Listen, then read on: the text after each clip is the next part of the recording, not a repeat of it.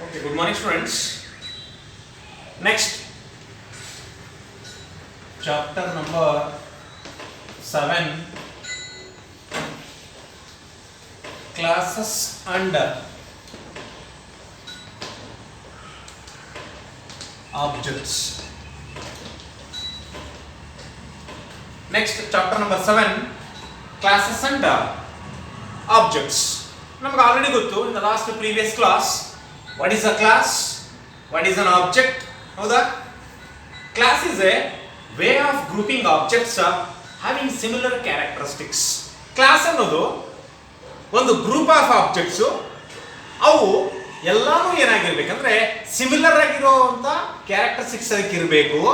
ಆ ತರ ಇದ್ರೆ ಮಾತ್ರನೇ ಅದನ್ನ ನಾವೇನಂತ ಕರಿತೀವಿ ಅಂದ್ರೆ ಕ್ಲಾಸ್ ಅಂತ ಕರಿತಿದ್ವಿ.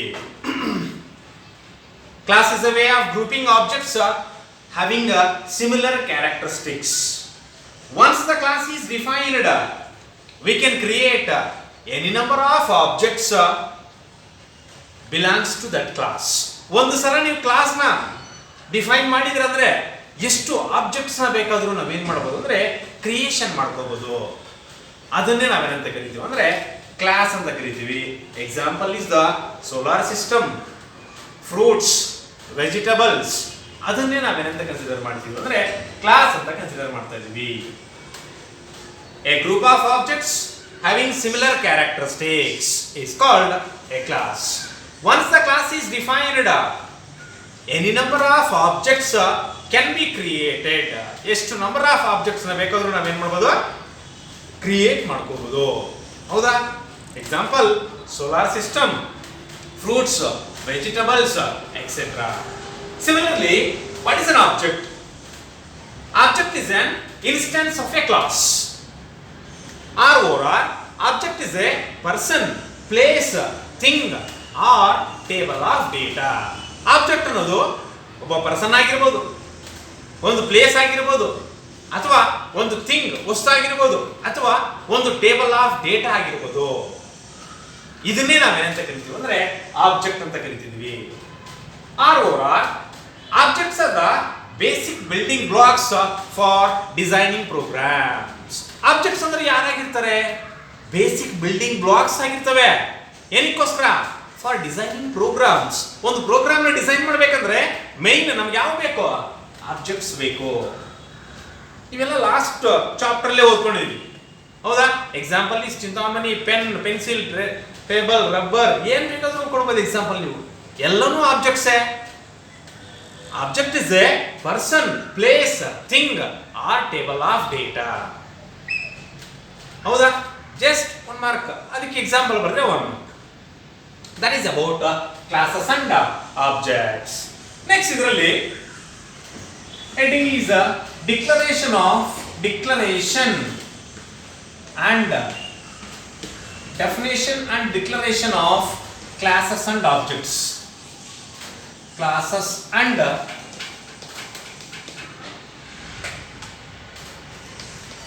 objects.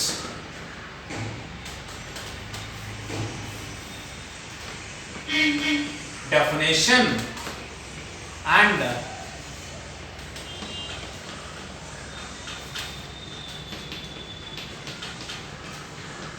declaration of classes and objects. This is the heading.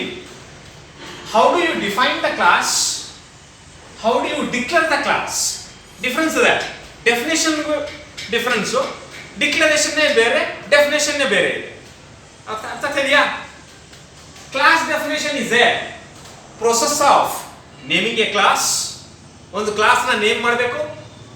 Data variables ನ ಡಿಕ್ಲರೇಷನ್ ಮಾಡ್ಕೋಬೇಕು. And interface operations of the class.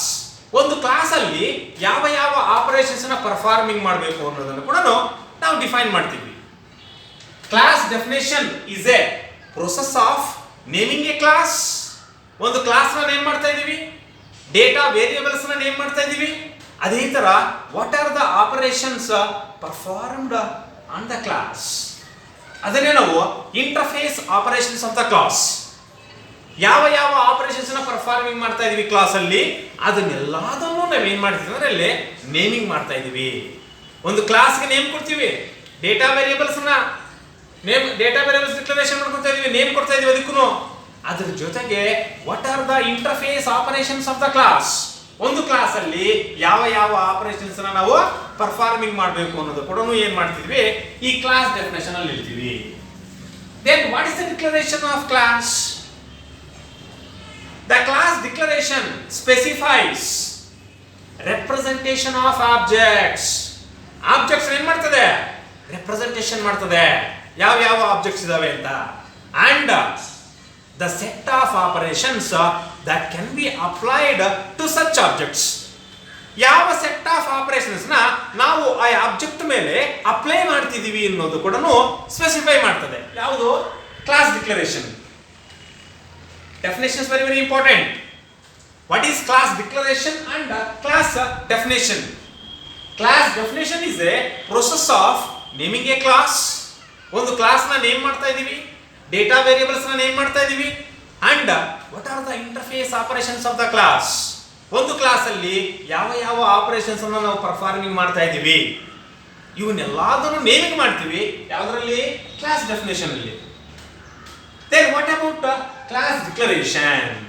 The class declaration specifies, ಏನು ಸ್ಪೆಸಿಫೈ ಮಾಡ್ತದೆ ಅಂತಂದ್ರೆ ರೆಪ್ರೆಸೆಂಟೇಷನ್ ಆಫ್ ಆಬ್ಜೆಕ್ಟ್ಸ್, ಕೆಲವೊಂದು ಆಬ್ಜೆಕ್ಟ್ಸ್ ನ ರೆಪ್ರೆಸೆಂಟೇಷನ್ ಮಾಡ್ತದೆ, and the set of operations that can be applied to such objects. ಆ objects ನ ರೆಪ್ರೆಸೆಂಟೇಷನ್ ಮಾಡ್ತಿದ್ವಿ, ಆ ಆಬ್ಜೆಕ್ಟ್ ಮೇಲೆ ಯಾವ ಸೆಟ್ ಆಫ್ ಆಪರೇಷನ್ಸ್ ನಾವು ಅಪ್ಲೈ ಮಾಡಬಹುದು ಅನ್ನೋದನ್ನ ಸ್ಪೆಸಿಫೈ ಮಾಡ್ತದೆ. ಯಾವುದು? Declaration. These are the two definitions, and write the syntax and example for class definition and class declaration. 5 mark question ಕೇಳ್ತಾನೆ, ಅದನ್ನು ಬರೆಯುವಾಗ class name, opening brace, private, data member, next member function, next ಒಂದು public, ಇದೆರಡು dots that means colon, same data member, next member function, next ಇನ್ನೊಂದು ಬಂದು protected, ಇದು ಅಷ್ಟೇ data member, member function, ಲಾಸ್ಟ್ಗೆ closing brace, semicolon. This is the syntax of definition and declaration of classes and objects. ಇದಕ್ಕೊಂದು example ಬರೀತೀನಿ ನೋಡ್ರಿ. Example ಬಂದು class student, opening brace, private, int roll number, char name, semicolon. Next public, void get data, ಒಂದು void display function symbol, closing brace, semicolon. ನೋಡಲಿ same ಇದು syntax, ಅದು example. ಇಷ್ಟು ಬರೆದ್ರೆ ನಿಮಗೆ 5 ಮಾರ್ಕ್ ಕ್ವಶನ್ ಕೊಡ್ತದೆ, 5 ಮಾರ್ಕ್ಸ್ ಬರ್ತದೆ. Write the syntax and example of class definition and class declaration. First definitions ಬರೀಬೇಕು. Class definition is a process of naming a class, data variables, and interface operations of the class. Next, class declaration specifies representation of objects and the set of operations that can be applied to such objects, applied on that objects, that is called class declaration. ಈಗ syntax ಬರ್ದಿ ನೋಡ್ರಿ, ಇಲ್ಲಿಂದ very very important. ನಿಮಗೆ class ನ ಯಾವಾಗಲೂ programming part ಅಲ್ಲಿ ಇದೇ ತರ ಡಿಕ್ಲರೇಷನ್ ಮಾಡಬೇಕು. ಫಸ್ಟ್ ಕ್ಲಾಸ್ ಸ್ಪೇಸ್ ಬಿಟ್ಬಿಟ್ಟು ಕ್ಲಾಸ್ ನೇಮ್. ನೋಡ್ರಿ ಒಂದೇ ವರ್ಡ್ ಇದು. Class name opening brace private colon data member function public data member function protected data member function closing brace last semicolon miss ಮಾಡಬಾರದು. This is the syntax of definition and declaration of classes and objects. ಏನು sir class name ಅದಕ್ಕೆ ಒಂದು ಹೆಸರು ಕೊಡಬೇಕು. Private public protected ಈ ಮೂರು ಏನು ಅಂದ್ರೆ ಆಕ್ಸೆಸ್ ಸ್ಪೆಸಿಫೈಯರ್ಸ್. ಇವು ಯಾವಿವು? Access specifiers. Private public protected ಅನ್ನೋದು ಇವು ಆಕ್ಸೆಸ್ ಸ್ಪೆಸಿಫೈಯರ್ಸ್. ಮತ್ತೆ ಪ್ರೈವೇಟ್ ಅಲ್ಲಿ ಡೇಟಾ ಮೆಂಬರ್ ಇದೆ, ಮೆಂಬರ್ ಫಂಕ್ಷನ್ ಇದೆ. ಪಬ್ಲಿಕ್ ಅಲ್ಲಿ ಡೇಟಾ ಮೆಂಬರ್ ಫಂಕ್ಷನ್, ಪ್ರೊಟೆಕ್ಟೆಡ್ ಅಲ್ಲಿ ಡೇಟಾ ಮೆಂಬರ್ ಫಂಕ್ಷನ್, ಲಾಸ್ಟ್ ಗೆ closing brace semicolon. This is the syntax of class definition and declaration. Next ಇದಕ್ಕೆ ಎಕ್ಸಾಂಪಲ್ ಬರ್ತಿದೀವಿ ನೋಡ್ರಿ. ಸೇಮ್ ಕ್ಲಾಸ್, ಇಲ್ಲೂ ಕ್ಲಾಸ್ ಬರ್ದಿದೀವಿ. What is the class name? Class name is the student. Class name ಏನ್ ಕೊಟ್ಟಿದ್ದೀವಿ ನಾವಿಲ್ಲ? ಒಬ್ಬ ಸ್ಟೂಡೆಂಟ್ ಕ್ಲಾಸ್ ನೇಮ್ ಸ್ಟೂಡೆಂಟ್ ಅಂತ ತಗೊಂಡಿದೀವಿ. Opening brace private public. Common ಆಗಿ ಪ್ರೈವೇಟ್ ಪಬ್ಲಿಕ್ ಎರಡೇ ಯೂಸ್ ಮಾಡ್ತೀವಿ ನಮಗಿರೋ ಸಿಲೆಬಸ್ ಅಲ್ಲಿ. ಪ್ರೊಟೆಕ್ಟೆಡ್ ನ ಯೂಸ್ ಮಾಡಕ್ ಹೋಗಲ್ಲ. ಜ್ಞಾಪಕ ಇಟ್ಕೋಬೇಕು, ಪ್ರೈವೇಟ್ ಅಲ್ಲಿ ಯಾವಾಗ್ಲೂ ಡೇಟಾ ಮೆಂಬರ್ಸ್ ಬರಿತೀವಿ, ಪಬ್ಲಿಕ್ ಅಲ್ಲಿ ಯಾವಾಗ್ಲೂ ಏನ್ ಮಾಡ್ತೀವಿ ಮೆಂಬರ್ ಫಂಕ್ಷನ್ಸ್ ನ ಬರಿತೀವಿ. ಇದು ಫಿಕ್ಸ್, ಚೇಂಜಸ್ ಆಗಲ್ಲ. ಯಾಕಂದ್ರೆ ಇದರಲ್ಲಿ ನಾನು ಡೇಟಾ ಮೆಂಬರ್ ಫಂಕ್ಷನ್ ಎರಡೂ ವರ್ಕ್ ಬಂದಿದ್ದೀವಿ. ಆದ್ರೆ ನಾವು ಪ್ರೋಗ್ರಾಮಿಂಗ್ ನ ಬರೆಯುವಾಗ ಪ್ರೈವೇಟ್ ಅಲ್ಲಿ ಏನ್ ಬರಿತೀವಿ ಅಂದ್ರೆ ಓನ್ಲಿ ಡೇಟಾ ಮೆಂಬರ್ಸ್, ಪಬ್ಲಿಕ್ ಅಲ್ಲಿ ಮೆಂಬರ್ ಫಂಕ್ಷನ್ಸ್ ನ ಬರ್ಕೊಂತೀವಿ. ಗೊತ್ತಾ ಇದೆಯಾ? ಪ್ರೊಟೆಕ್ಟೆಡ್ ನ ಯೂಸ್ ಮಾಡಲ್ಲ ನಾವು. Same class what is the class name? Student. Opening brace private, ಅಲ್ಲೂ ಪ್ರೈವೇಟ್ ಇದೆ, ಇಲ್ಲೂ ಪ್ರೈವೇಟ್ ಇದೆ. ಈಗ ಡೇಟಾ ಮೆಂಬರ್ಸ್ ಅನ್ನು ಮಾತ್ರ ಬರೆದಿದ್ದೀವಿ. ಒಬ್ಬ ಸ್ಟೂಡೆಂಟ್ಗೆ ರೋಲ್ ನಂಬರ್ ಇರ್ತದ, ಒಬ್ಬ ಸ್ಟೂಡೆಂಟ್ಗೆ ನೇಮ್ ಇರ್ತದ. ಆ ರೋಲ್ ನಂಬರ್ ಮತ್ತೆ ನೇಮ್ ನಾವು ಡಿಕ್ಲರೇಷನ್ ಮಾಡ್ಬೇಕಂದ್ರೆ ರೋಲ್ ನಂಬರ್ ಮುಂದ್ಗಡೆ ಇಂಟ್ ಅಂತ ಬರ್ದಿದ್ದೀನಿ. Int is the data type. ಆ ರೋಲ್ ನಂಬರ್ ಅನ್ನೋದು ವೇರಿಯಬಲ್ ನೇಮು, ಇಂಟ್ ಅನ್ನೋದು ಡೇಟಾ ಟೈಪ್. ನೇಮ್ ಅನ್ನೋದು ವೇರಿಯಬಲ್ ನೇಮು, ಕ್ಯಾರ್ ಅನ್ನೋದು ಡೇಟಾ ಟೈಪ್. ಯಾಕಂದ್ರೆ ನೇಮ್ ಯಾವಾಗ್ಲೂ ಯಾವ್ದ್ರಿಂದ ಬರೀತೀವಿ? ಕ್ಯಾರೆಕ್ಟರ್ಸ್. ರೋಲ್ ನಂಬರ್ ಯಾವ್ದ್ರಿಂದ ಬರೀತೀವಿ? ಇಂಟ್. ಇವೇ ಬರೀಬೇಕಂತೇನಿಲ್ಲ. ಒಬ್ಬ ಸ್ಟೂಡೆಂಟ್ಗೆ ನೀವು ಏನ್ ಬೇಕಾದ್ರೂ ಬರ್ಕೊಂಡು ಹೋಗ್ಬೋದು. Student ID, student name, student class, student gender, student address, ಏನ್ ಬೇಕಾದ್ರೂ ಬರೀಬಹುದು. ನಾನು ಎಕ್ಸಾಂಪಲ್ ಮಾತ್ರ ತಗೊಂಡಿದ್ದೀನಿ. ಪ್ರೈವೇಟ್ ಅಲ್ಲಿ ಒಬ್ಬ ಸ್ಟೂಡೆಂಟ್ ಇದ್ದಾನೆ. ಆ ಪ್ರೈವೇಟ್ ಅಲ್ಲಿ ಅವನಿಗೆ ಸಂಬಂಧಪಟ್ಟಿರೋ ಒಂದು ಡೇಟಾ ಮೆಂಬರ್ಸ್ ನ ಬರೆದಿದ್ದೀವಿ. ಯಾವ್ಯಾವ್ದು ಅಂದ್ರೆ student roll number, student name. ಆ ರೋಲ್ ನಂಬರ್ ಮುಂದ್ಗಡೆ ಬರೆಯುವಾಗ ನಾವು ಡೇಟಾ ಟೈಪ್ ನ ಬರೀಬೇಕು. ರೋಲ್ ನಂಬರ್ ಏನು ತಗೊಂಡಿದೀವಿ? ಇಂಟೀಜರ್. Name char. ಇದು private. Next public access specifier ಏನ್ ಬರೆದಿದ್ದೀವಿ ಅಂದ್ರೆ void is also data type. ಅದ್ರ ಕೂಡ ಏನ್ ಮಾಡ್ಬೇಕು ನೀವು? ಮುಂದ್ಗಡೆ ಡೇಟಾ ಟೈಪ್ ನ ಬರೀಬೇಕು. This is the function name, member function. ಇದು ಗೆಟ್ ಡೇಟಾ ಡಿಸ್ಪ್ಲೇ. ನೋಡಿ ಫಂಕ್ಷನ್ ಸಿಂಬಲ್ ಇದೆ. Getting the data of roll number and name of student.